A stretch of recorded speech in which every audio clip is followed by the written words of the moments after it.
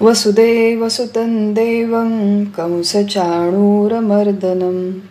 देवकी परमानन्दं कृष्णं वन्दे जगद्गुरुं शङ्करं शङ्कराचार्यं केशवं बादरायणं सूत्रभाष्यकृतं वन्दे भगवन्तौ पुनः पुनः ब्रह्मानन्दं परमसुखदं केवलं ज्ञानमूर्तिं द्वन्द्वातीतं गगनसदृशं तत्त्वमस्यादिलक्ष्यम् एकं नित्यं विमलमचलं सर्वधी साक्षिभूतं भावातीतं त्रिगुणरहितं सद्गुरुं तन्नमामि।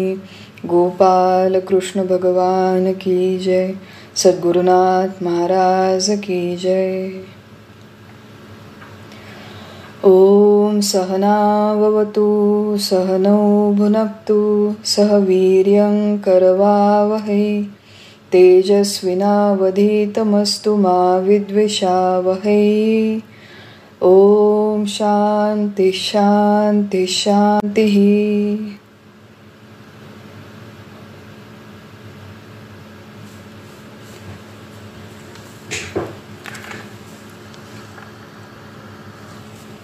सर्वांना प्रणाम, सर्वांना वंदन करते।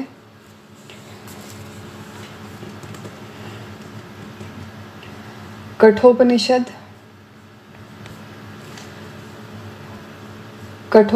यातील अध्याय 2 वल्ली 3 याचा आपण अभ्यास करीत आहोत।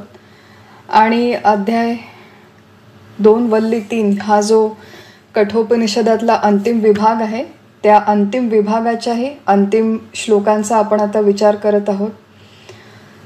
शेवटचे मंत्र आहेत, उपनिषदातले महत्त्वाचे मंत्र आहेत। जो विषय ह्या आधी यमदेवांनी सांगितला आहे तो विषय समारोपाच्या दृष्टीने पुनरावृत्ती करून त्याच्यातले काही अजून छोटे मोठे बारकावे सांगून साधनेच्या दृष्टीने अनुभवाच्या दृष्टीने काय आवश्यक आहे या सर्व बाबींचा उल्लेख करून यमदेव इथे कठोपनिषदाचा समारोप करीत आहेत। 9वा 10वा 11वा या मंत्रांमध्ये आपण काय अभ्यास केला होता याचा थोडासा पुनर्विचार करू आणि मग आजच्या मंत्रांचा आपण विचार करूया। 9वा मंत्र न संदृशे तिष्ठती रूपमस्य। याच्यामध्ये यमदेवांनी परत एकदा नचिकेताला सांगितलं की हा आत्मा जे तुझं स्वरूप आहे नचिकेता, माझं स्वरूप आहे, या संपूर्ण चराचर सृष्टीचं जे मूळ स्वरूप आहे, आत्मा, ब्रह्म, परब्रह्म, परमात्मा, सच्चिदानंद, सच्चित आनंद असं ज्याचं वर्णन केलं जातं, तो आत्मा डोळ्यांचा विषय होत नाही, दृष्टीने तो पाहता येत नाही आणि म्हणजेच तो कुठल्याही ज्ञानेंद्रियांनी ग्रहण करता येत नाही, 9 प्रमाणांचा विषय होत नाही, अप्रमेय आहे। आणि अशा प्रकारे आत्म्याचं वर्णन जेव्हा आपण ऐकतो सुरुवातीला, आणि जर पहिल्यांदाच आपल्या जीवनात हे वर्णन आपण ऐकलं असेल तर थोडंसं सुरुवातीला चक्रावून जायला होतं। त्याचं मुख्य कारण आहे की अशा प्रकारे आपलं स्वतःचं स्वरूप असू शकतं असा आपण स्वबुद्धीने कधीही विचार करत नाही किंवा आपल्यावरती तसे संस्कार झालेले नाही। ज्या पद्धतीची शिक्षण पद्धती आपली आहे, ज्या माध्यमातून आपण शिक्षण घेतलं शाळेमध्ये, कॉलेज, युनिव्हर्सिटीमध्ये, कधीही ही गोष्ट आपल्याला शिकवली गेली नाही। मुळात आपण उपनिषदांच्याकडे येतो तेव्हा पहिल्यांदा हा विषय ऐकतो की मी म्हणजे देह नाही आणि मी म्हणजे असं आत्मा नावाचं एक अमूर्त तत्व आहे। बरं, ते जे तत्व आहे त्याचा असा प्रत्यक्ष कुठल्याही व्यवहार ज्ञानाच्या पद्धतीने अनुभव घेता येत नाही। म्हणून अशा प्रकारचे विषय जेव्हा आपण या ग्रंथांमधून ऐकतो, पहिल्यांदा ऐकतो, कानांना सवय नसते, अशा प्रकारचा विचार करण्याची बुद्धीला सवय नसते आणि म्हणून मराठीमध्ये खूप छान शब्द आहे, त्याला म्हणतात ब्रह्म घोटाळा। व्यवहारामध्ये अनेकदा होतं की अशी संदिग्धता निर्माण होते, काय चाललंय, कोण बोलतोय, कशाबद्दल बोलतोय। हल्ली आपण राजकारणाचा जर कालपासून चाललेला गोंधळ बघितला दिल्लीमध्ये की असं वाटतं हा सगळा ब्रह्म घोटाळा आहे, कारण की एक जण एक विधान करतो, दुसरं विधान करतो, कोण खरं कोण खोटं काहीच समजायला मार्ग नाही। आपण म्हणतो हा सगळा ब्रह्म घोटाळा आहे। तर अशा पद्धतीने पहिल्यांदा तो जो शब्दप्रयोग आला तो कुठून आला की इथे काय चाललंय हे नेमकं सुरुवातीला आपल्याला नीट समजत नाही आणि मग ते समजून घ्यायचं असेल तर त्याच्यासाठी काही शास्त्रामध्ये विशिष्ट प्रक्रिया दिलेल्या आहेत आणि त्या प्रक्रिया या 2-3 मंत्रांमध्ये आपल्याला समजावून सांगितल्या आहेत। यमदेव म्हणतात नचिकेताला, अशा या अमूर्त आत्म्याचा जर तुला अनुभव घ्यायचा असेल तर हृदा मनीषा, हृदयस्थित बुद्धीद्वारा, आणि ती बुद्धी कशी असावी? शुद्ध विशुद्ध बुद्धीद्वारा, विकल्परहित बुद्धीद्वारा तू अखंड सतत मनन चिंतन करून या आत्म्याचा अनुभव घेणं शक्य आहे आणि अमृतत्वाची प्राप्ती करणं शक्य आहे. अंतःकरण शुद्ध करायचं, शांत करायचं. ते कसं करायचं हा या मंत्राचा विषय नाही. इनफॅक्ट हा कठोपनिषदाचा देखील विस्ताराने विषय नाही. चित्तशुद्धी आणि चित्तशांती हा सगळा विषय मुख्यतः भगवद्गीतेमध्ये विस्ताराने आलेला आहे. इथे उपनिषदामध्ये यमदेव एवढंच म्हणतात की चित्तशुद्धी चित्तशांती करून त्याद्वारे मनन करून या आत्म्याचा अनुभव घेणं शक्य आहे, असं 9व्या मंत्रात म्हणतात. 10व्या मंत्रामध्ये यमदेव म्हणतात की अनुभव घेण्याची जी प्रत्यक्ष प्रक्रिया आहे, मनन जेव्हा म्हणतो त्याच्यामध्ये श्रवण, मनन, निदिध्यासन हे अनुस्यूत आहे. श्रवण करावं, मनन करावं आणि निदिध्यासन, प्रत्यक्ष बैठकीचं ध्यान, आत्मानात्म विचार हे देखील करणं आवश्यक आहे. ते कसं करावं त्यासाठी 10व्या मंत्रात उपदेश आहे. यमदेव म्हणतात पंचावतिष्ठन्ते, की शरीराने स्थिर बसा, 5ही ज्ञानेंद्रियांवरती पूर्णपणे नियंत्रण करा, त्यांचा प्रत्याहार करा. प्रत्याहार करा म्हणजे ज्ञानेंद्रियांच्या माध्यमातून आपण जो काही विषयांना ग्रहण करतो ते विषयांना ग्रहण करणं पूर्णपणे बंद करावं काही काळासाठी. शरीराने स्थिर बसावं, शक्यतो एकांतात बसावं, मन स्थिर करावं, बुद्धीच्या सगळ्या चेष्टा म्हणजे व्यापार पूर्णपणे थांबवावेत. अशा स्थिर शरीर मन बुद्धीनी जर तू चिंतन केलं, मनन केलं, निदिध्यासन केलं, मी देह नाही मी आत्मा आहे असा विचार केला नचिकेता, तर त्याच्यातून या परम पदाची प्राप्ती होऊ शकते. हा विचार त्यांनी 10व्या मंत्रामध्ये सांगितला. आणि जसं आपण मागच्या वेळेस बघितलं होतं की अशी जी चर्चा आहे वेदांताची की एका जागी स्थिर बसा, मन स्थिर करा वगैरे, हे अशा चर्चा करण्याच्या लेवलला खूप छान असते. कारण की वेदांताच्या या प्रवचनाच्या माध्यमातून जो सांगणारा आहे, जो ऐकणार आहे, यांच्या कोणावरती कुठलंही बंधन घातलं जात नाही. केवळ प्रक्रिया सांगितली जाते आणि त्याच्यामुळे जबाबदारी नाही, ऐकणाऱ्यावरती नाही, बोलणाऱ्यावरती नाही, चर्चा करणाऱ्यावरती नाही.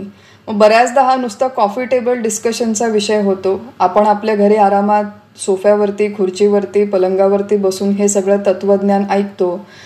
त्यामुळे ऐकायच्या स्तरावर हे सगळं छान आहे. प्रत्यक्ष जर आपण खरंच प्रयत्न केले, एवढ्या आपल्या व्यस्त जीवनातून वेळ काढून आपण खरंच प्रयत्न केला, एका जागी शरीराने स्थिर बसणं, इंद्रियांचा प्रत्याहार करणं, मनाचे व्यापार थांबवणं, बुद्धीचे व्यापार थांबवणं, तर ती प्रक्रिया प्रत्यक्ष करण्यासाठी महाकठीण आहे.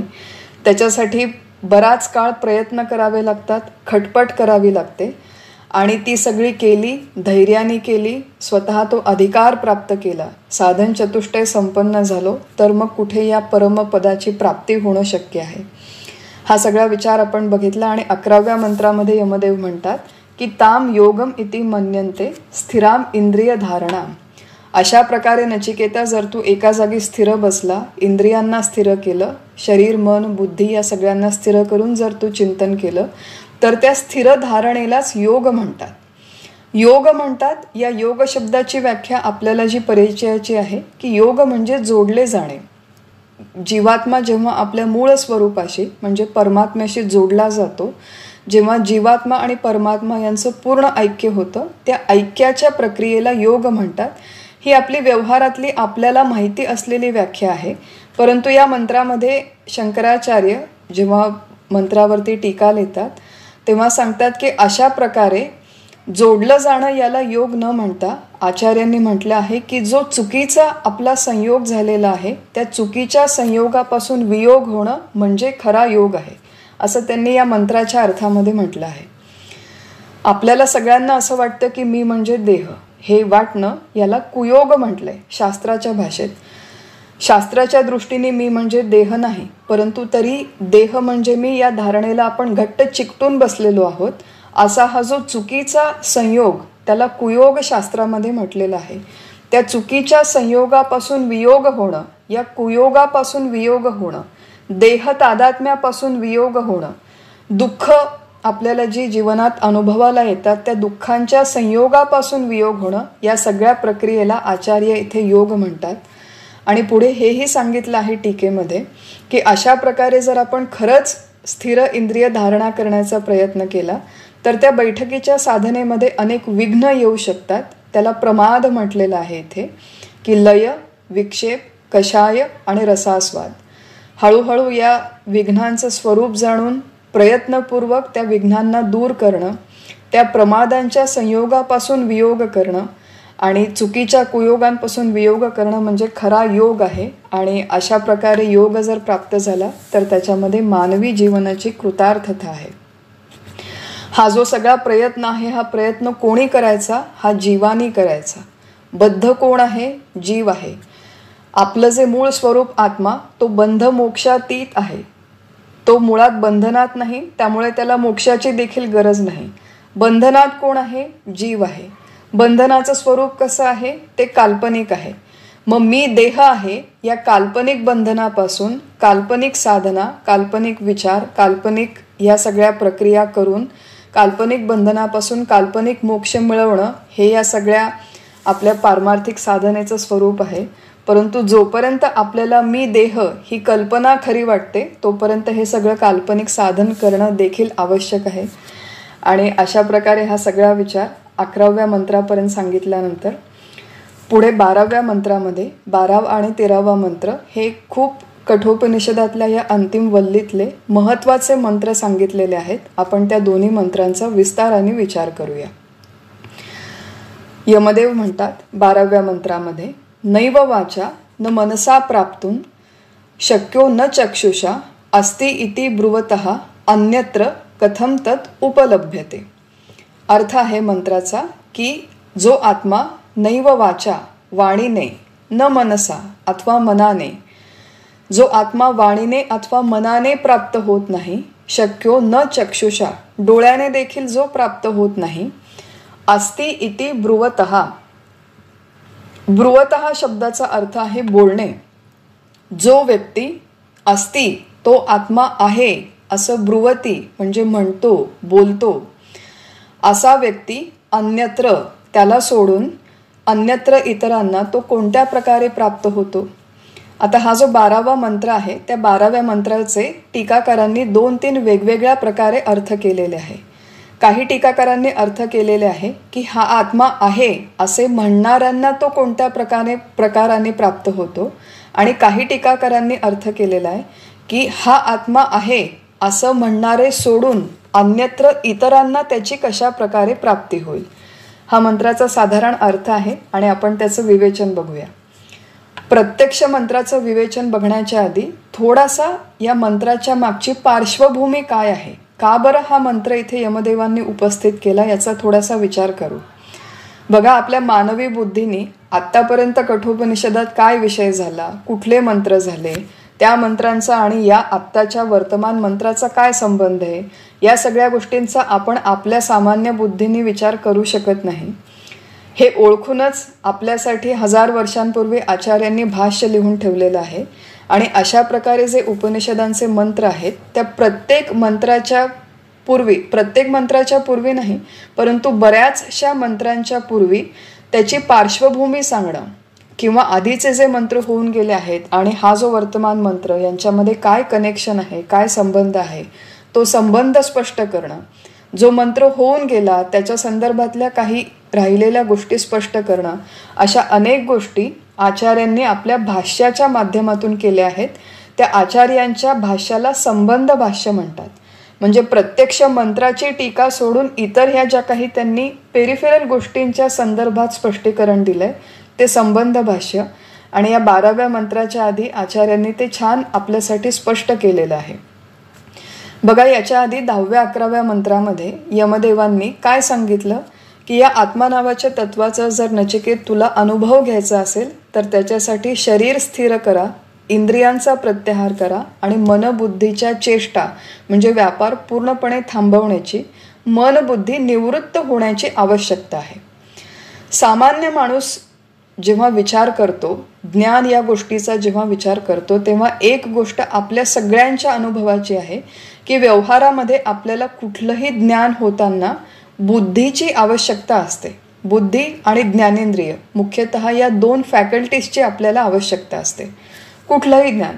माझ्यासमोर इथे अनेक वस्तू ठेवलेल्या आहेत. हा ग्रंथ आहे, हा माऊस आहे, हा लॅपटॉप आहे, हा फोन आहे, हे पाणी आहे, हे जड आहे, हे अचेतन आहे, हे गरम आहे, थंड आहे, गोड आहे, तिखट आहे. व्यवहारामध्ये कुठलंही ज्ञान होण्यासाठी ज्ञानेंद्रियांनी ते ग्रहण करणं आणि बुद्धीने ते प्रोसेस करणं या गोष्टींची आवश्यकता असते. याच्याशिवाय ज्ञान होणंच शक्य नाही असं सामान्य बुद्धीला वाटतं, म्हणजे आपल्याला वाटतं. मग इथे आचार्यांनी त्यांच्या संबद्ध भाषामध्ये असा प्रश्न उपस्थित केला. आपल्या बाजूने, आपल्या दृष्टीने त्यांनी हा प्रश्न उपस्थित केला की यमदेवांनी सांगितलं की तुम्हाला आत्मज्ञान व्हायचं असेल तर इंद्रिय, मन, बुद्धी यांचे व्यापार थांबणं, ते निवृत्त होणं आवश्यक आहे. पण इंद्रिय, मन, बुद्धीच्याच द्वाराने व्यवहारात सगळ्या प्रकारची ज्ञानं आपल्याला होतात. ज्या मुख्य साधनांच्या मदतीने आपल्याला व्यवहारात ज्ञान होतं, तीच साधनं निवृत्त झाली तर मग या आत्म्याचं ज्ञान होणं कसं शक्य आहे? व्यवहारात बघा, मी म्हणते की मला पोळी करायची, तर पोळी करण्यासाठी मला पोळपाट, लाटणं आणि तवा ह्या 3 साधनांची आवश्यकता आहे. मग तुम्ही म्हणाले की मी तुझं पोळपाट काढून घेते, लाटणं काढून घेते, तवा काढून घेते आणि आता पोळ्या कर, तर ते करणं कसं शक्य आहे? कारण की ज्या साधनांची मदत घेऊन पोळ्या होतात तीच साधनं काढून घेतली तर पोळ्या कशा होतील? मग इथे अगदी तसंच, ज्या साधनांच्या मदतीने मला व्यवहारात ज्ञान होतं ती सगळी साधनं निवृत्त केली तर मला हे आत्म्याचं ज्ञान कसं होईल, असा सामान्य बुद्धीला प्रश्न पडू शकतो. आणि मग असा प्रश्न पडल्यावर अनेक प्रकारचे तर्क त्याच्यावरून लोक लढवू शकतील. आचार्य म्हणतात की मग 2 प्रकारचे प्रश्न उपस्थित राहतात तार्किक बुद्धीला.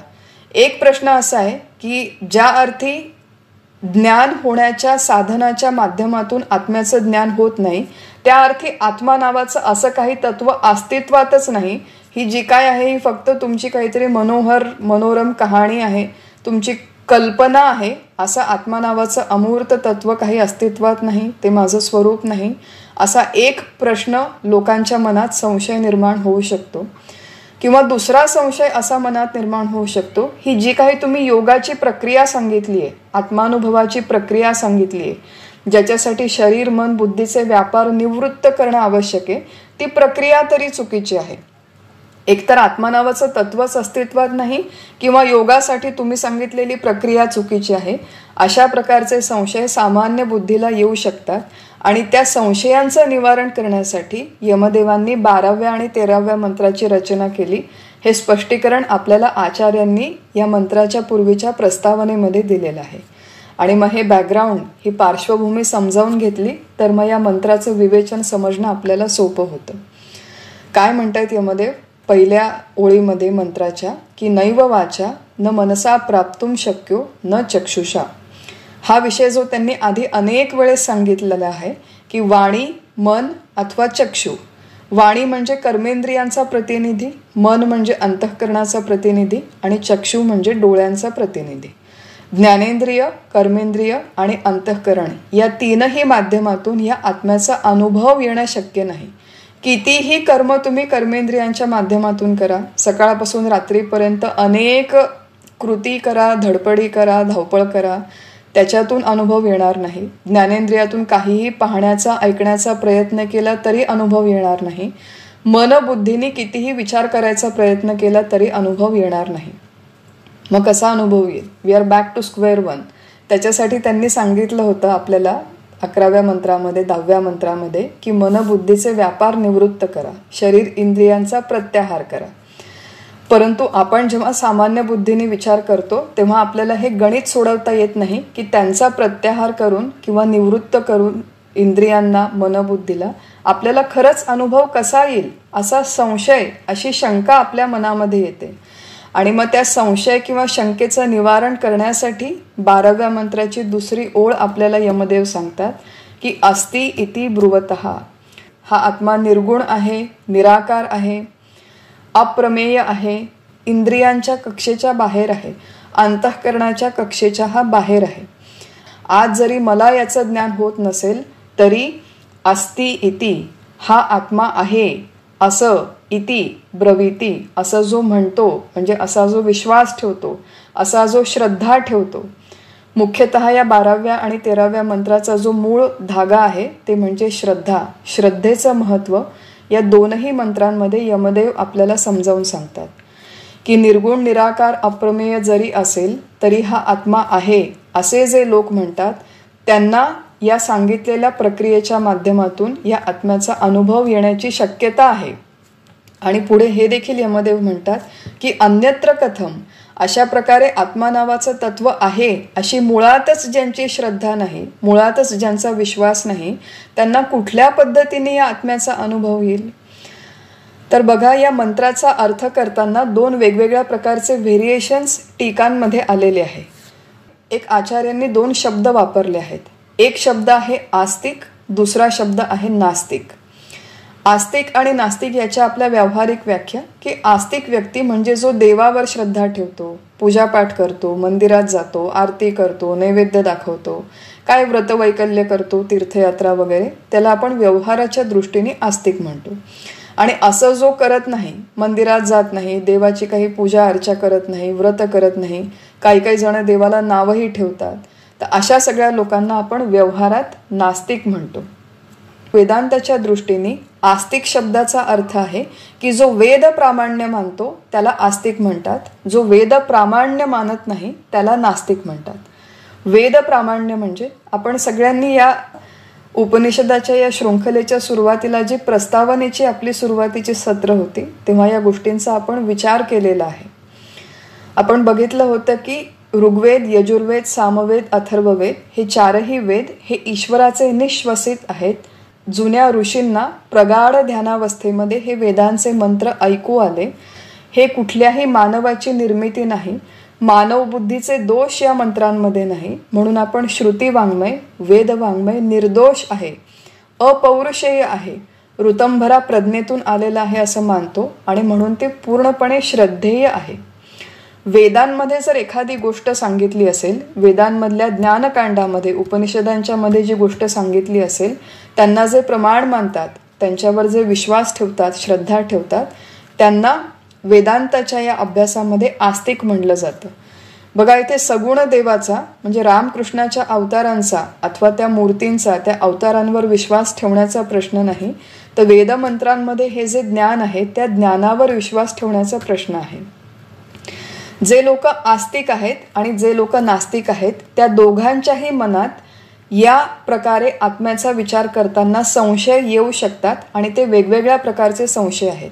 जो आस्तिक आहे तो मनुष्य काय म्हणेल की ठीक आहे, म्हणजे आज मला कळत नाही, आज मला समजत नाही, पटत नाही, मला अनुभव येत नाही, तरी तुम्ही म्हणता म्हणून मी विश्वास ठेवतो की आत्मा नावाचं तत्व आहे किंवा आत्मा नावाचं तत्व या संपूर्ण सृष्टीचं कारण आहे. या आत्म्यामधूनच या संपूर्ण सृष्टीची निर्मिती झाली.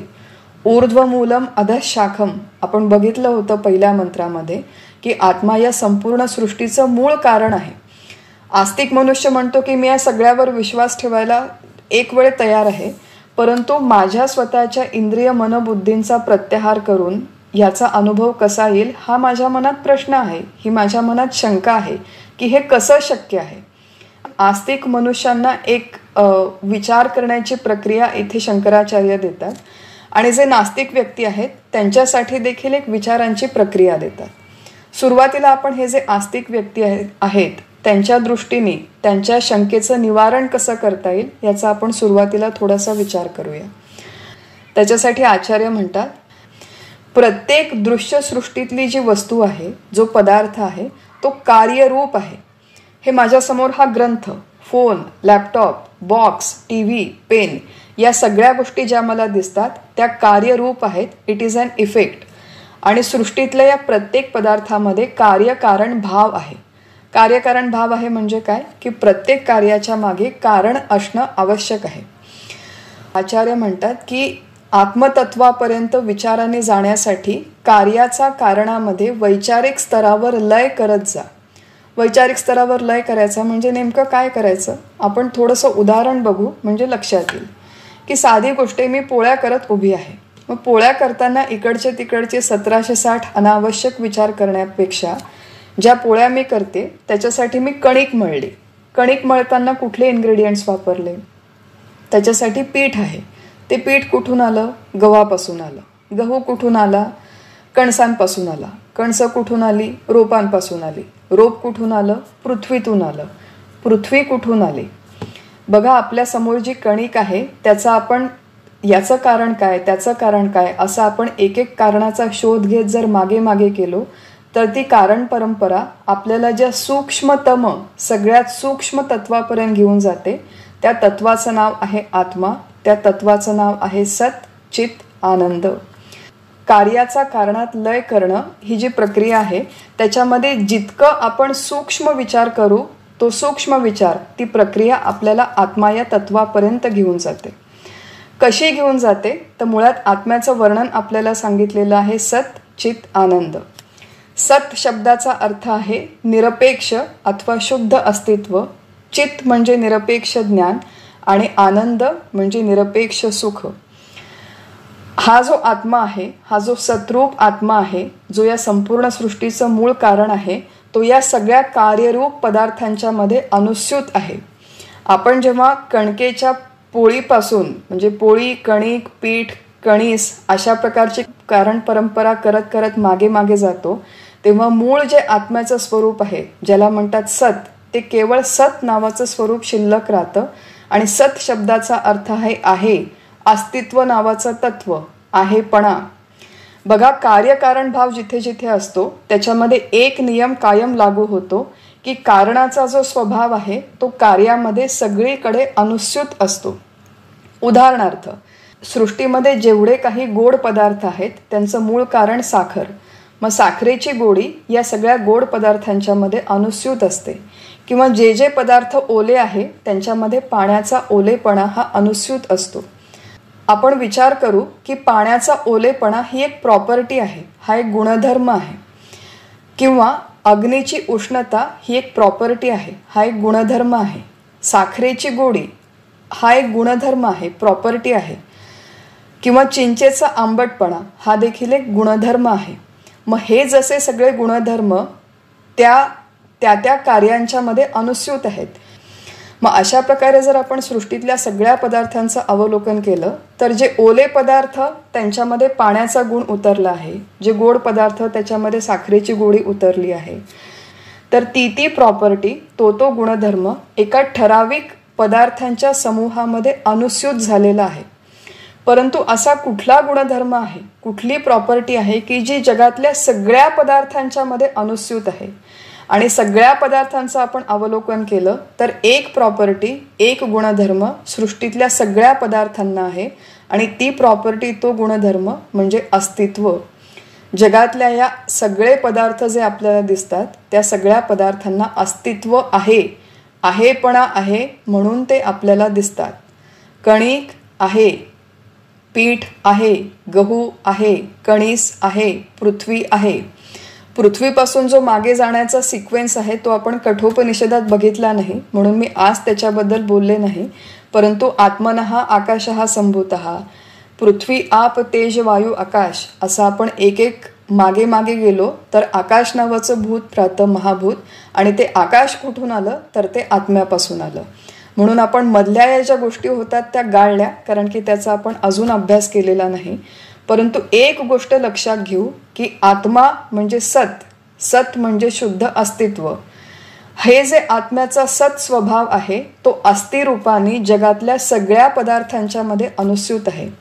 मग अस्तित्वाला जर आपण प्रॉपर्टी समजलं, जसं ओलेपणा ही एक प्रॉपर्टी आहे, जसं उष्णता ही एक प्रॉपर्टी आहे, गोडी ही एक प्रॉपर्टी आहे, आणि काही काही पदार्थांच्या मध्ये हे काही काही प्रॉपर्टीज अनुस्यूत आहे.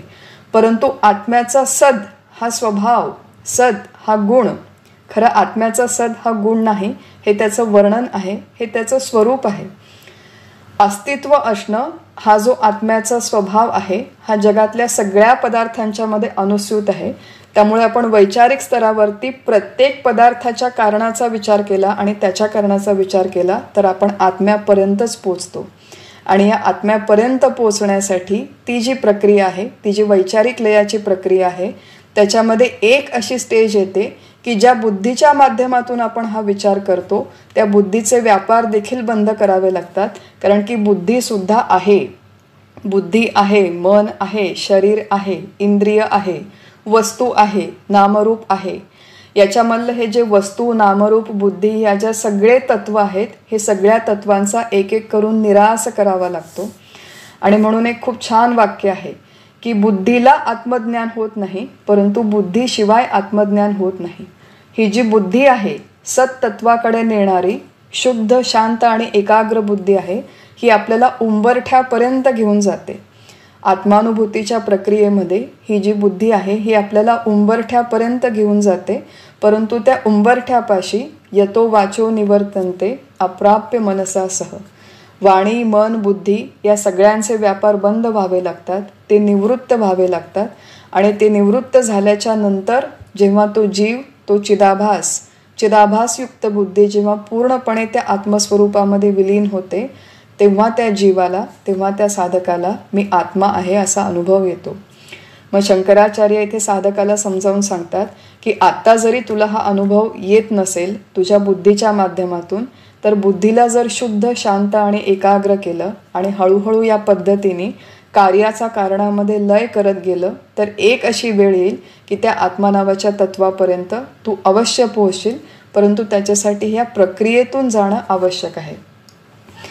बघा, हे सगळं स्पष्टीकरण करण्यासाठी या मंत्रामध्ये आचार्यांनी कार्यकारण भाव वापरला आहे की एक तर कार्यापासून कारणापर्यंत जा, हा एक मार्ग आहे. आणि तो जाण्यासाठी आत्मा हे संपूर्ण सृष्टीचं कारण कसं आहे, कारण की आत्म्याचा आहेपणा, सद्रूपता ही सगळ्या पदार्थांच्या मध्ये अनुस्यूत आहे. आपण बघितलं होतं की सृष्टीतल्या सगळ्या पदार्थांना अस्तित्व, भातित्व आणि प्रियत्व आहे. अस्तित्वाचं मूळ सत तत्वामध्ये आहे, भातित्वाचं मूळ चित तत्वामध्ये आहे आणि प्रियत्वाचं मूळ आनंद या तत्वामध्ये आहे. सच्चिदानंद हे आपल्या आत्म्याचं स्वरूप आहे, हे आपलं मूळ स्वरूप आहे. आणि ते मी आहे असा अनुभव घेण्यासाठी शरीरांचे, मन, बुद्धी, इंद्रिय यांचे व्यापार थांबवून हा अनुभव घेणं शक्य आहे. तर आस्तिक व्यक्तींना अशा प्रकारे एक विचारांची दिशा इथे भगवान शंकराचार्य देतात. एक गोष्ट आपण इथे लक्षात ठेवूया की आपण इथे म्हटलेलं आहे की ब्रह्म किंवा आत्मा हे संपूर्ण सृष्टीचं कारण आहे.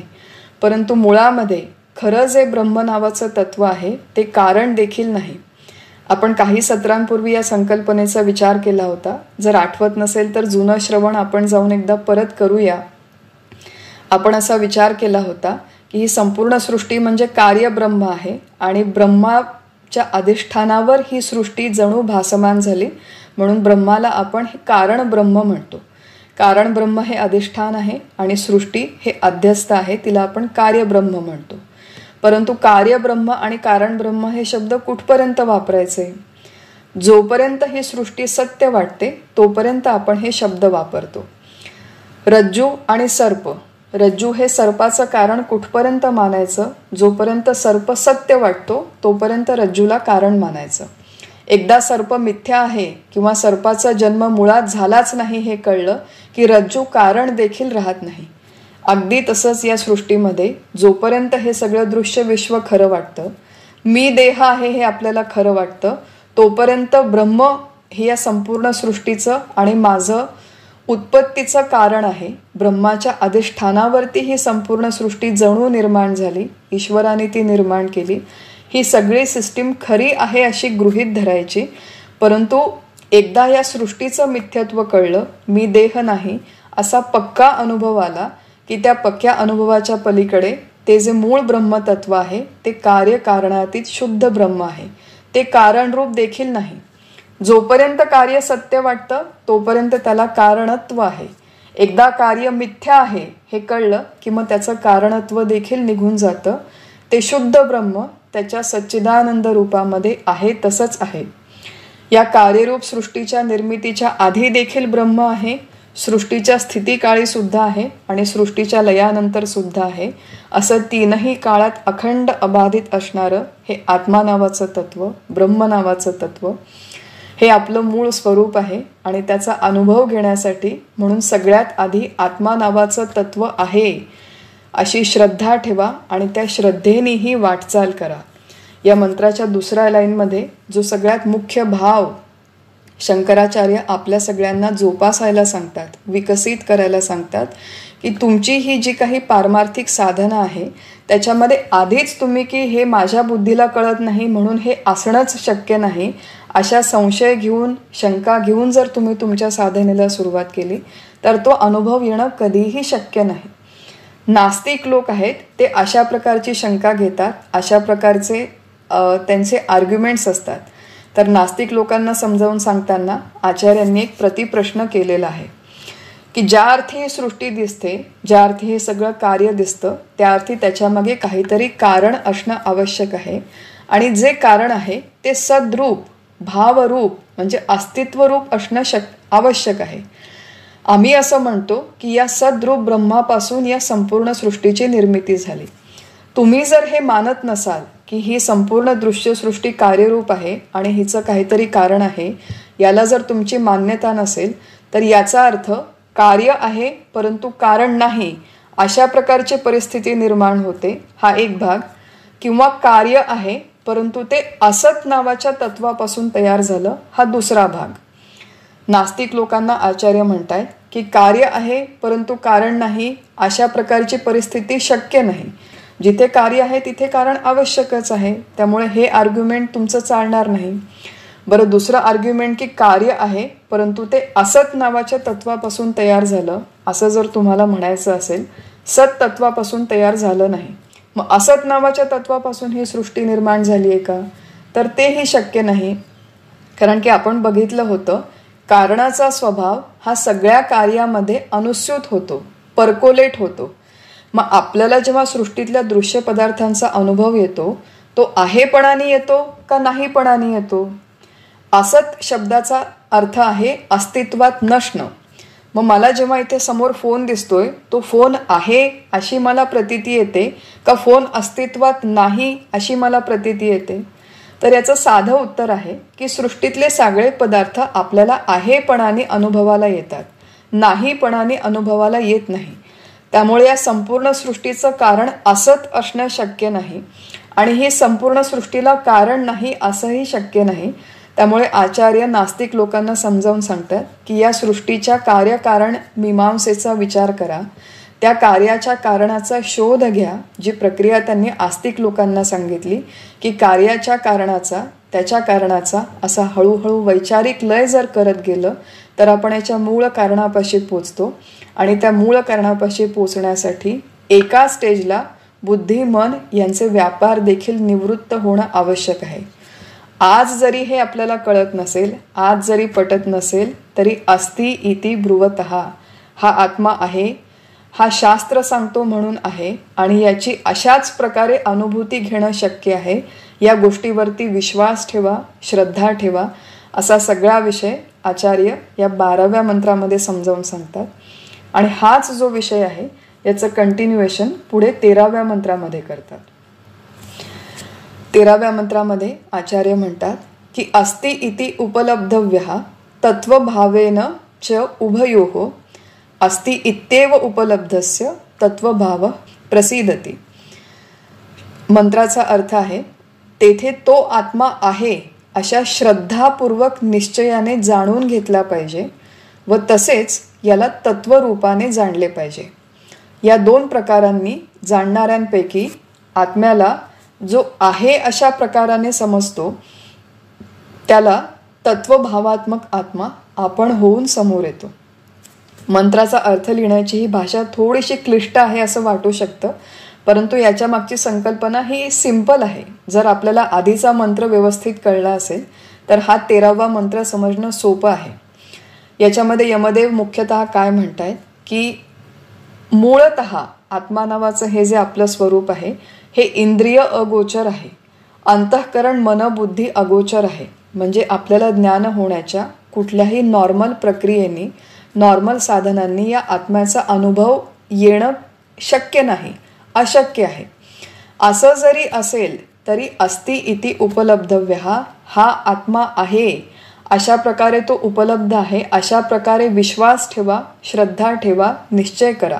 म्हणजे कळत नाही, पटत नाही तरी तो आहे असं मानणं ही पहिली गोष्ट. आणि दुसरी गोष्ट की या आत्म्याचा तत्वरूपाने अनुभव घेणं, म्हणजे मी आत्मा आहे असा प्रत्यक्ष अनुभव घेणं.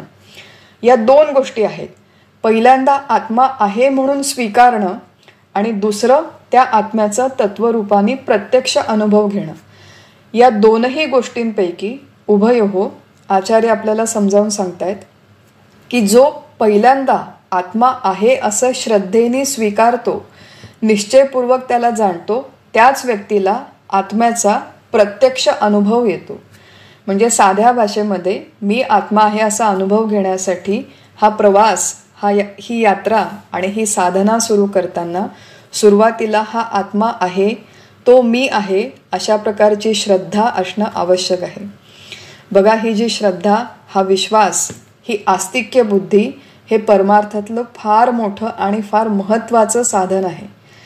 असं आहे की आपण सगळे कलियुगात आहोत, आपण सगळे विज्ञान युगात आहोत. मुळात आपलं मन अत्यंत शंकेखोर, अत्यंत संशय. आणि त्याचं कारणही आहे की आत्तापर्यंत ज्या प्रकारे आपलं प्रशिक्षण झालं आहे, ज्या प्रकारे आपलं शिक्षण झालं आहे, तर आपल्याला अशा प्रकारे एक ट्रेनिंग दिलं गेलं आहे की क्वेश्चन एव्हरीथिंग. जीवनात जे काही येईल त्या प्रत्येक ठिकाणी प्रश्न विचारा, डाऊट एव्हरीथिंग. आणि प्रश्न विचारणं ही चांगली गोष्ट आहे. परमार्थामध्ये आपल्याला असं कधीही म्हणत नाहीत की प्रश्न विचारू नका. परंतु आपण जर हे सगळे ग्रंथ बघितले तर कठोपनिषदामध्ये प्रश्न आणि उत्तर आहे. प्रश्नोत्तर रूप ह्या ग्रंथाची रचना आहे. भागवतामध्ये प्रश्नोत्तर आहेत, आत्मारामामध्ये प्रश्नोत्तर आहेत, दासबोधामध्ये प्रश्नोत्तर आहेत. अनेक आपल्या पारमार्थिक ग्रंथांची रचना प्रश्नोत्तर रूप आहे. सो प्रश्न विचारणं ही परमार्थामध्ये चांगली गोष्ट आहे. परंतु प्रश्न विचारताना ज्या तत्वासंबंधी, ज्या तत्वाच्या अनुभवासंबंधी आपण प्रश्न विचारतो, त्या तत्वाच्या संबंधी थोडी तरी आस्तिक्य बुद्धी असणं, थोडा तरी विश्वास असणं, त्या विश्वासाचं आणि श्रद्धेचं महत्त्व इथे आपल्याला यमदेव आणि आचार्य समजावून सांगतायत. बघा, व्यवहारामध्ये अशा अनेक गोष्टी आहेत की ज्या आपण व्हेरीफाय करत नाही, पण केवळ लीप ऑफ फेथ, केवळ श्रद्धेवरती आपण त्या स्वीकारतो. आपल्याला असं सांगितलं आहे की वॉटर म्हणजे पाण्याचे जे मॉलिक्युल्स असतात त्याच्यामध्ये H2O हे त्याचं कॉम्पोजिशन आहे. 2 हायड्रोजनचे आणि 1 ऑक्सिजनचा त्याच्यामध्ये ॲटम असतो. आपण कधी कोणी प्रत्यक्ष मायक्रोस्कोप घेऊन व्हेरीफाय केलंय का की वॉटरचं कॉम्पोजिशनमध्ये खरंच H2O आहे का? कोणीतरी ते संशोधन केले, काही लोकांनी त्याचं प्रत्यक्ष व्हेरिफिकेशन केलंय, त्यांच्या शब्दांवर आपण श्रद्धा ठेवतो. किंवा व्यवहारामध्ये मला कोणीतरी सांगतं की आता मला वजन कमी करायचं आहे फॉर एक्झाम्पल, आणि मला सांगते ती डायटिशियन की तुम्ही रोज अर्धा तास चाला. अर्धा तास तुम्ही चालल्या की तुमच्या 100 ते 200 कॅलरीज बर्न होतील. आता अर्धा तास झाल्यावर खरंच माझ्या शरीरातल्या 100 का 150 का 200 कॅलरीज बर्न झाल्या हे आपण व्हेरीफाय करू शकतो का? तुम्ही म्हणाल की अहो हल्ली स्मार्ट वॉच असतं, स्मार्ट वॉचमुळे आपल्याला कळतं की आपल्या किती कॅलरीज बर्न झाल्या. पण त्या स्मार्ट वॉचवर सुद्धा आपण श्रद्धा ठेवतो, कारण की आपण ते वॉच उघडून काही बघितलं नाहीये की खरंच त्याचं फंक्शनिंग कसं होतं. या गोष्टी आपण व्हेरीफाय करत नाहीत. त्या कोणीतरी केलेल्या आहेत, कोणीतरी वापरलेल्या आहेत. त्यांच्या शब्दांवर, त्यांच्या अनुभवांवर आपण श्रद्धा ठेवतो आणि व्यवहारातल्या या सगळ्या सिस्टीम्स, सगळ्या प्रणाली आपण वापरतो. अगदी तसंच इथे आपल्याला आचार्य सांगतायत, आपल्या भारताच्या परंपरेमध्ये अनेक संत महात्म्यांनी या आत्म्याचा अशा प्रकारे अनुभव घेतलेला आहे. त्यामुळे आपल्याला जरी आज कळत नसेल, पटत नसेल, तरी ज्यांनी अनुभव घेतला त्यांच्या शब्दांवर आपण श्रद्धा ठेवावी, त्यांच्या अनुभवावर आपण श्रद्धा ठेवावी. आणि ही श्रद्धा या परमार्थातलं फार मोठं साधन आहे. एक गोष्ट लक्षात ठेवायची की श्रद्धा हे परमार्थामध्ये साधन आहे, हे साध्य नाही. नाहीतर आम्ही खूप धार्मिक आहोत, आमचा देवावर फार विश्वास आहे, जे काही देव करेल ते आमच्या भल्यासाठीच करेल, अशा प्रकारे देवावर श्रद्धा असणं हे एक साधन आहे. पण अशी श्रद्धा केवळ ठेवल्याने अनुभव येत नाही. नुसदे याची श्रद्धा जोंबो पाहशी परमपदा, परी ते प्रबुद्धा सुहुपे नव्हे, असं ज्ञानेश्वर महाराजांनी सांगितलंय की हो आमची खूप श्रद्धा आहे, असं नुसतं तोंडाने म्हणून तुला अनुभव येणार नाही. तर त्या श्रद्धेचा क्रमविकास होणं आवश्यक आहे. क्रमविकास होण्यासाठी श्रद्धेची जी सगळ्यात पहिली पायरी आहे, ती पहिली पायरी या मंत्रामध्ये आपल्याला यमदेव समजावून सांगतात की अस्ति, जरी हा आत्मा आहे, मला कळत नसला, समजत नसला, पटत नसला, तरी असं आत्मा नावाचं तत्व आहे आणि ते तत्व आहे अशा समजुतीने जर आपण ही साधना केली तर मग या आत्म्याचा अनुभव येण्याची शक्यता आहे. संशय जितके मनामध्ये येतील, संशय कशाच्या बाबतीत असावे की संशय साधनेच्या मध्ये माझं काहीतरी अडलंय, मला कळत नाहीये, अशा बाबतीत संशय असणं हे ठीक आहे. परंतु आत्माच अस्तित्वात नाही किंवा तो माझं स्वरूप असणंच शक्य नाही, अशा प्रकारे जर आपण संशय घेतले आणि अशा प्रकारे आपण तर्क वितर्क लढवत राहिलो तर या मार्गात प्रगती होणं कधीही शक्य नाही. रामदास स्वामींनी आमच्या म्हणून ठेवलेलं आहे की व्यर्थ संशयाचा देव, व्यर्थ संशयाचा भाव, व्यर्थ संशयाचा स्वभाव सर्व काही. संशयाचे ज्ञान खोटे, संशयाचे वैराग्य पोरटे, संशयाचे भजन वोखटे, निर्फळ होय. संशय मनामध्ये ठेवून देवाचं भजन केलं, जे काही ज्ञान प्राप्त केलं, जे काही आपण विरक्ती सोकॉल्ड आपली आली, त्या सगळ्या गोष्टी निरर्थक आहे. त्या संशया मनात ठेवून जर देवाची जी काही पूजा केली, जो काही भाव आहे, त्या सगळ्या गोष्टी व्यर्थ आहेत. त्यामुळे परमार्थाच्या या प्रांतामध्ये बैठकीच्या साधनेला बसताना, श्रवणाला बसताना, पूजापाठ करताना जरी कळत नसेल, जरी अनुभवात येत नसेल, तरी सुरुवात नेहमी अशी करावी की आत्मा नावाचं तत्व आहे, देव खरंच अस्तित्वात आहे. जरी मला तो प्रत्यक्ष आज अनुभवात नसला तरी अस्ति इति उपलब्धव्यः ही आपल्या परमार्थामधली फार मोठी आवश्यक स्टेप आहे. आणि आपलं हे जे संशयखोर शंकेखोर मन आहे त्याला ॲड्रेस करण्यासाठी इथे यमदेव आणि भगवान शंकराचार्य दोन्ही समजावून सांगतात की आत्मा आहे असा विचार करा.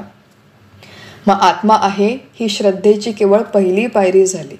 या श्रद्धेचा क्रमविकास होणं आवश्यक आहे आणि तो क्रमविकास होण्यासाठी श्रद्धेचे 4 स्तर सांगितलेले आहेत. आमचे सद्गुरू परमपूज्य डॉक्टर काका यांनी श्रद्धेचा विकास कसा करावा हे खूप छान पद्धतीने समजावून सांगितलंय की श्रद्धेचे जे 4 स्तर आहेत त्यातला पहिला स्तर आत्मा नावाचं तत्व आहे. दुसरा स्तर त्या आत्म्याचं स्वरूप जसं शास्त्रामध्ये सांगितलं, जसं संत वाङ्मयामध्ये सांगितलं तसंच त्या आत्म्याचं स्वरूप आहे. तिसरा स्तर सद्गुरूंची प्राप्ती झाल्याशिवाय, सद्गुरूंचा अनुग्रह कृपा झाल्याशिवाय मला या आत्म्याचा अनुभव येणार नाही. आणि चौथा स्तर तो आत्मा मी आहे. हा या श्रद्धेचा क्रमविकास आहे आणि तो त्या क्रमाने आपण करत गेलं तर प्रत्यक्ष सोहम तो मी आहे असा अनुभव येणं आपल्याला शक्य आहे. की ठीक आहे, शास्त्रामध्ये आहे, उपनिषदात सांगितलं म्हणून आत्मा आहे हे मी मानलं, पण तो कसा आहे, नेमका कसा आहे, त्याचं स्वरूप जर समजावून घ्यायचं असेल तर त्याच्यासाठी आपल्याला या शास्त्र ग्रंथांचा आधार घेणं आवश्यक आहे. बघा, एखादा फिजिक्सचा किंवा केमिस्ट्रीचा जो विद्यार्थी असतो तो जर खूप पैसे देऊन एखाद्या मोठ्या IIT MIT सारख्या इन्स्टिट्यूशनमध्ये शिकायला गेला आणि त्याला तिथल्या प्रोफेसरने 4 गोष्टी सांगितल्या तर तो विद्यार्थी असं म्हणत नाही की काय अहो मला हे अजून याचा प्रत्यक्ष अनुभव आला नाही, मग तुम्ही सांगता ते सगळं खोटं आहे, पुस्तकात लिहिलं ते सगळं खोटं आहे, या कशात काही तथ्य नाही, हे सगळं निरर्थक आहे. अशी सुरुवात आपण युनिव्हर्सिटीमध्ये करत नाही. आपण हळूहळू अभ्यास करून ते समजावून घेतो आणि मग त्या गोष्टींवर आपला विश्वास बसतो. अगदी तसंच हे आत्मा नावाचं तत्व जसं प्रस्थानत्रयीमध्ये सांगितलंय, उपनिषदांच्या मध्ये सांगितलंय, संत वाङ्मयांच्या मध्ये सांगितलंय, भगवद्गीतेसारख्या ग्रंथामध्ये सांगितलंय, ते ह्या आत्म्याचं स्वरूप आहे. उपनिषदांच्या मध्ये काय सांगितलं, अणोरणीयान महतो महियान.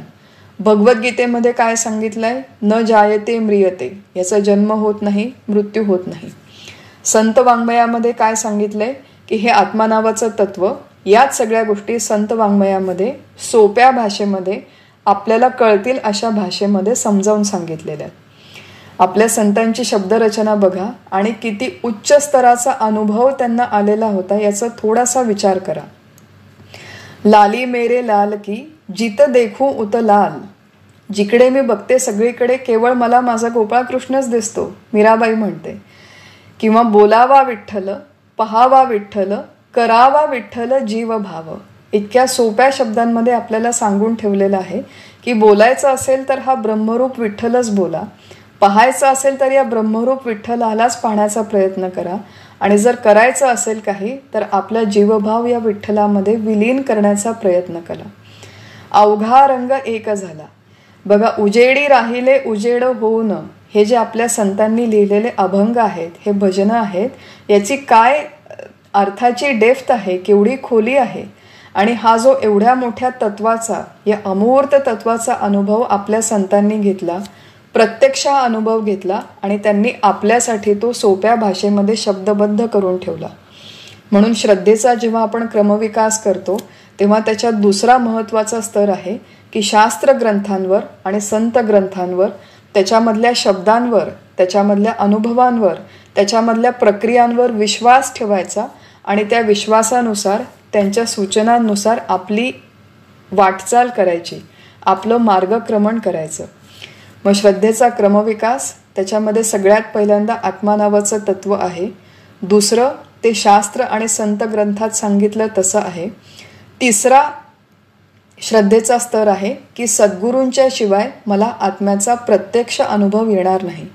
सद्गुरूंची प्राप्ती होणं, त्यांचा अनुग्रह, त्यांची कृपा होणं हे या मार्गामध्ये अत्यावश्यक आहे. आणि इथे हा जो सगळा प्रांत आहे हा कॉन्ट्रोव्हर्शियल होतो, कारण की समाजामध्ये असे आपण अनेक किस्से बघतो, अनेक गोष्टी वाचतो, टी व्हीवर बघतो की अधिकृत नसलेले सद्गुरू थोडेफार काही कामं करतात, त्यांना प्रसारमाध्यमांच्या मध्ये खूप प्रसिद्धी मिळते.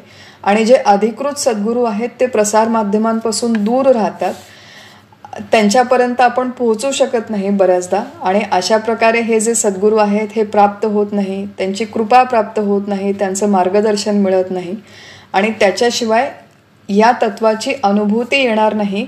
ही अगदी नक्की पक्की गोष्ट आहे. ही प्रत्येक साधकाने लक्षात ठेवणं आवश्यक आहे. का आवश्यक आहे त्याचं परत उत्तर तेच की आपण सगळे कलियुगात आहोत, विज्ञान युगात आहोत.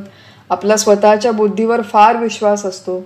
मी स्वतःच्या बुद्धीने वाचून, ऐकून, समजून घेऊन, ध्यान करून हे सगळं मला जमेल असं मला वाटतं. परंतु बघा की आपले सगळे मोठे संत महात्मे, ज्ञानेश्वर महाराजांनी या मार्गामध्ये सद्गुरू केले, आपल्या गुरूंची स्तुती केलेली आहे. विवेकानंदांनी आपल्या गुरूंची स्तुती केली आहे. रामकृष्ण परमहंस असो, समर्थ रामदास स्वामी असो, तुकाराम महाराज असो, सगळ्यांनी सद्गुरू रूपाने कोणा ना कोणाचा स्वीकार केला, त्यांच्या पुढे नतमस्तक झाले आणि त्या गुरूंचा अनुग्रह प्राप्त झाला म्हणून मला हा अनुभव आला. अशा प्रकारे सगळ्यांनी आपल्या गुरूंची स्तुती त्यांच्या त्यांच्या वाङ्मयातून करून ठेवलेली आहे. म्हणून गुरूंशिवाय या मार्गामध्ये सद्गुरू वाचोनी सापडे ना सोय, धरावे ते पाय आधी आधी. या मार्गामध्ये आधी जाऊन गुरूंचे पाय धरणं, त्यांना शरण जाणं. आणि गुरूंचे पाय धरल्यावर बऱ्याचदा हल्ली असं होतं की आपण जातो एखाद्या गुरूंच्याकडे, त्यांचे पाय धरतो, पण त्यांना प्रश्न विचारण्याच्या ऐवजी आपण आपल्याला किती माहिती आहे हेच त्यांना सांगत बसतो की आम्ही हे ऐकलंय, आम्ही हे वाचलंय, आम्ही याचा अभ्यास केलाय. आणि मग गुरु शांतपणे ऐकून घेतात. आणि शांतपणे ऐकून घेतल्यावर आपण जर त्यांना प्रश्न विचारले नाही तर मग ते रामकृष्ण हरी म्हणतात. म्हणून गुरूंच्या इथे जेव्हा जातो तेव्हा आपल्याला काय माहिती आहे हे सांगण्यापेक्षा आपली प्रगती कशी होईल, आपला मार्ग कसा पुढचा सुकर होईल, अशा प्रकारचे प्रश्न विचारावेत, त्यांच्याकडून मार्गदर्शन घ्यावं आणि ते जे मार्गदर्शन देतील त्यानुसार आपण आपली वाटचाल करावी. त्याच्यामध्ये आपलं हित आहे. सगळ्या आपल्या संत महात्म्यांनी सद्गुरूंचा अनुग्रह मंत्र प्राप्त करूनच या मार्गामध्ये वाटचाल केलेली आहे. त्यामुळे श्रद्धेमध्ये तिसरा स्तर आहे की अशा प्रकारे गुरूंना शरण जाणं, अधिकृत गुरूंना शरण जाणं ओळखून. आणि चौथा स्तर आहे श्रद्धेचा की तो आत्मा मी आहे याच्यावरती श्रद्धा ठेवणं, विश्वास ठेवणं. बघा हे खूप कठीण आहे. अनंत जन्मांचे आपल्यावर संस्कार आहेत ज्याच्यामुळे आपण विचार करतो की मी म्हणजे देह, देह म्हणजे मी. कितीही श्रवण केलं, कितीही वाचन केलं तरी हे जे दृढ देह तादात्म्य आहे ते आपलं अजिबात जात नाही, अजिबात शिथिल होत नाही. प्रत्येक देहाला जरा खुट्ट झालं की आपण भयभीत होतो, जरा काही कमी जास्त झालं की आपल्याला चिंता वाटते, अँझायटी होते. आणि हे जे दृढ देह तादात्म्य आहे ते कमी होण्यासाठी आणि मी आत्मा आहे असा खरंच अनुभव घेण्यासाठी टू बिगिन विथ, सुरुवातीला का होईना आपल्याला ही श्रद्धा ठेवणं आवश्यक आहे की शास्त्र सांगतं, संत सांगतात, सद्गुरू सांगतात म्हणून आत्मा नावाचं तत्व आहे आणि ते मी आहे. सुरुवातीला अनुभव नसला तरी हे श्रद्धेने स्वीकारणं आवश्यक आहे. आणि श्रद्धेच्या क्रमविकासाचा हा चौथा आणि महत्त्वाचा स्तर आहे की तो आत्मा मी आहे हे सुरुवातीला श्रद्धेने स्वीकारायचं. साधनेमध्ये जशी जशी प्रगती होते तसं तसं त्या अनुभवाच्या आपण जवळ गेल्यावर देह तादात्म्य कमी होतं आणि आपल्याला हळूहळू पटतं की जे काही आपल्या संतांनी लिहून ठेवलेलं आहे, महात्म्यांनी लिहून ठेवलंय, सद्गुरूंनी सांगून ठेवलेलं आहे ते खरंच खरं आहे असं नंतर जाणवतं आणि मग श्रद्धा नावाचं साधन गळून पडतं. परंतु त्याच्यासाठी आत्मा नावाचं तत्व आहे आणि ते मी आहे हा विश्वास ठेवणं, ही श्रद्धा ठेवणं, ही आस्तिक्य बुद्धी ठेवणं अतिशय आवश्यक आहे. मंत्रामध्ये यमदेव म्हणतात की अशा प्रकारे जो आस्तिक्य बुद्धी ठेवतो त्या व्यक्तीसाठी हा आत्मा तत्वरूपाने अनुभवात येतो. म्हणजे मी आत्मा आहे असा अनुभव घ्यायचा असेल खरंच तर त्याच्यासाठी ही आस्तिक्य बुद्धी आत्मा आहे आणि तो मी आहे ही ठेवणं आवश्यक आहे. ही ठेवून मग तुम्ही तुमच्या प्रवासाला, तुमच्या साधनेला सुरुवात करा. कठोपनिषदामध्ये आपण आधी मंत्र बघितले होते की नायम आत्मा प्रवचनेन लभ्यो. प्रवचन करून किंवा लोकांना सांगून या आत्म्याची प्राप्ती होणार नाही. न मेधया, कितीही कुशाग्र बुद्धी असेल तरी बुद्धीनी सुद्धा हा आत्मा प्राप्त होणार नाही. न बहुना श्रुतेन, हजारो प्रवचनं ऐकली, हजारो विषयांवरची ऐकली तरी नुसतं श्रवण करून सुद्धा या आत्म्याची प्राप्ती होणार नाही. यमे वैश वृणुते तेन लभ्यः. मला हा आत्मा हवा म्हणजे मला हा आत्मानुभव हवा, तो मी आहे हा अनुभव मला हवा, अशी तळमळ ज्याच्या मनामध्ये निर्माण होईल आणि केवळ तोच मला हवा, बाकी दुसरं काही नको, अशा प्रकारे जो आत्म्याला वरतो विवृणुते तनुस्वाम. आत्मा स्वतःहून त्याच्यासमोर जणू प्रकट होतो. जो आत्म्याला वरतो आत्मा त्याला वरतो. एक प्रकारची कवी कल्पना आहे. असं काही इथे खरं माळ घालणं किंवा लग्न होणं हा प्रकार नसतो. ही संकल्पना आहे, संकल्पना समजावून घ्यावी. परंतु अशा प्रकारे या 12व्या आणि 13व्या मंत्रामध्ये यमदेव मुख्यतः सांगतायत की या आत्मानुभवासाठी प्रक्रिया जी होती ती त्यांनी आधी सांगितली की एका ठिकाणी बसा, शरीर स्थिर ठेवा, इंद्रियांचा प्रत्याहार करा, मनबुद्धी एकाग्र करा वगैरे. परंतु ही प्रक्रिया करताना जर मनात श्रद्धा नसेल, त्या तत्वाविषयी आस्तिक्य बुद्धी नसेल तर कितीही जेठा मारून बसलं, कितीही मुद्रा केल्या, कितीही डोळे बंद करून बसलं तरी त्याचा उपयोग होणार नाही. म्हणून मनामध्ये श्रद्धा असणं आवश्यक आहे. आत्मा आहे आणि तो मी आहे. शेवटी विवेकानंदांचं एक वाक्य बघू. विवेकानंदांनी आपल्या वाङ्मयामध्ये खूप छान या संदर्भात उपदेश करून ठेवलेला आहे की मी आत्मा आहे. मूळ वाक्य इंग्लिशमध्ये आहे, ते वाचू, त्याचं आपण मराठीमध्ये अर्थ बघू आणि मग आजचं चिंतन थांबवू. विवेकानंद म्हणतात आपल्या वाङ्मयामध्ये, hear day and night that you are that आत्मन. मी आत्मा आहे या विचाराचं दिवस रात्र श्रवण करा. Repeat it to yourself day and night. प्रतिदिन दिवस रात्र त्याची स्वतःशी पुनरावृत्ती करा. Repeat it to yourself day and night till it enters into your veins, till it tingles in every drop of your blood, till it is in your flesh and bone. जोपर्यंत हा विचार तुमचं संपूर्ण शरीर, रक्त, मांस, पेशी, हाडं आणि नसानसात शिरत नाही, तोपर्यंत तुम्ही या विचाराची आपल्या मनामध्ये पुनरावृत्ती करा की आय एम दॅट आत्मन, मी तो आत्मा आहे. Let the whole body be full of that one ideal. तुमचं संपूर्ण शरीर केवळ त्या एका आदर्श विचाराने व्याप्त होऊ द्या. आय एम द बर्थलेस, मी अज, the deathless, the blissful, the omniscient, the omnipotent, the ever glorious soul. मी स्वतःच तो अज, अमर, आनंदरूप, ज्ञानरूप आत्मा आहे. Think on it day and night. Think on it till it becomes part and parcel of your life. दिवस रात्र याचा विचार करा की मी आत्मा आहे, मी ते व्यापक तत्व आहे. जोपर्यंत तुमचं पूर्ण जीवन या विचाराने व्याप्त होत नाही तोपर्यंत याचा दिवस रात्र विचार करा. मेडिटेट अपॉन इट, याचं ध्यान करा. All your actions will be magnified, transformed and deified by the very power of this thought.